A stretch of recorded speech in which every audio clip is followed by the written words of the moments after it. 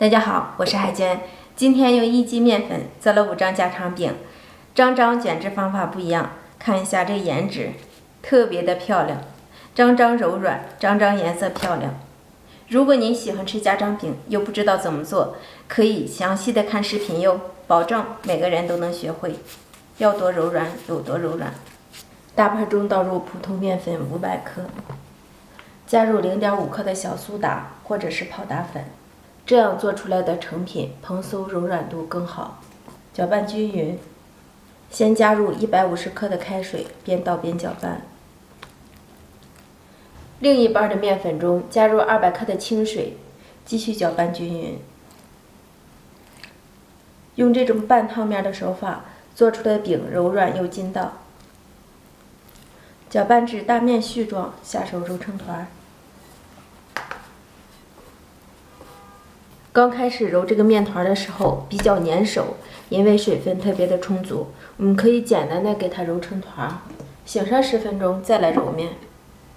10分钟以后，我们再来揉一下面团，这时候面团就变得不那么粘手了，轻松几下就能揉光。把面团揉光揉匀后，盖上盖子，再次醒面半个小时。醒制好的面团直接移到案板上。这个面一定不要再揉了，揉面会起筋，烙出饼就不够柔软了。直接搓成长条状，下成大小均等的面剂子。切好的面剂子直接压扁，擀成长条薄片状。擀的时候为了防粘，可以搁一点干面粉。擀薄以后，在面片的表面淋上一层油。不需要刷的太多，涂抹均匀即可。再少来一点盐，增加一下底味儿。喜欢吃原味的就不用放盐了。然后从一边给它卷制起来。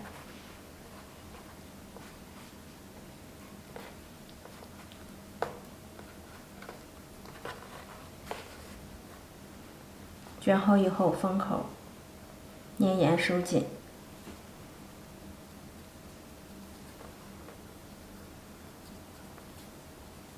翻过来，接口朝上，直接压一下，反面朝下整理一下，不要着急擀开，放在保鲜膜底下醒面5分钟。第二个面剂子擀成长方形的片状，擀好以后抹油，也是薄薄的涂上一层。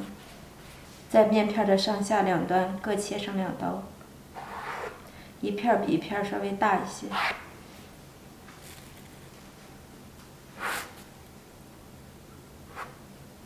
然后我们沿着切口处上下对叠，往上来，再对叠，再往上叠，最后上下2片对叠。封口处捏严捏紧。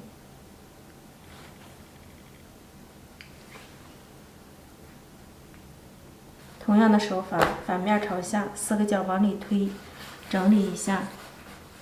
一边整理边缘处，一边压一压，整理成圆形的面剂子。同样放在保鲜膜下醒面。第3份面剂子整理一下，擀成圆饼状。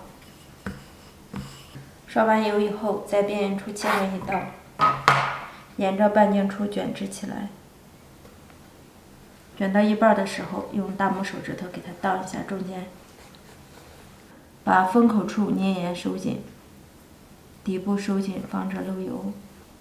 大头朝下，直接压扁。这是第4份面剂，擀成长方形片状。同样的手法，剩下的几个我做了2个原味的，从底边提起面片，像叠扇子一样给它叠加起来。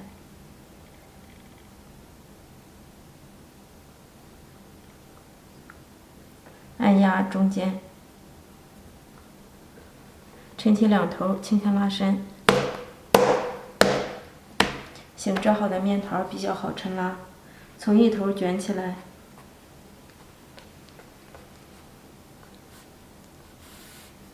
尾部压扁，放在底边，直接压下去，一个面剂子就完成了。最后一个面剂子也同样擀成长方形的片状。来一个最简单的手法，从底边给它卷起来，卷得松散一些，这样层次更好。随意卷起来，抻起两头，然后在手上卷一下，尾部放在底边，一个面剂子就完成了。所有的面剂子制作好后，千万不要着急擀开，都放在保鲜袋上醒面5到10分钟。几分钟以后，取过醒制好的面剂子，全部擀成圆形薄饼状。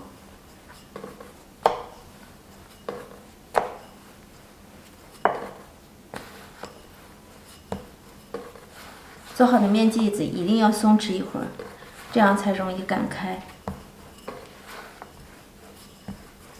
擀成盘口大的小圆饼，厚度大约在0.2厘米左右，不需要太薄。平底锅提前预热，刷油。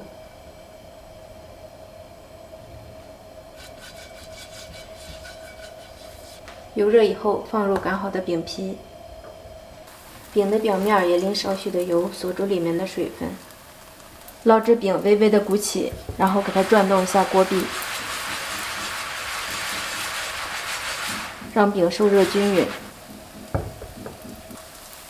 翻面看一下，饼花出来了就可以翻面了。翻面以后烙制10秒钟，然后给它转动。烙制的过程中，我们就发现这个饼的边缘层次已经出来了。烙至另一边变色，再次翻面，漂亮。翻面以后转动一下，看一下这饼的厚度也出来了，层次一定出来了，可以出锅了。家常饼就全部出锅了。好吃的家常饼就出锅了，朋友们看一下，张张柔软，张张好看。这5种卷制方法，您习惯用哪一种呢？可以评论区留言告诉海娟哟。我们看一下，外边是微微酥脆的，里面掰开看一下层次，个个都是小薄层，柔软又好吃，做法超级的简单，最适合咱们家庭制作。海娟谢谢您的观看，我们下期见。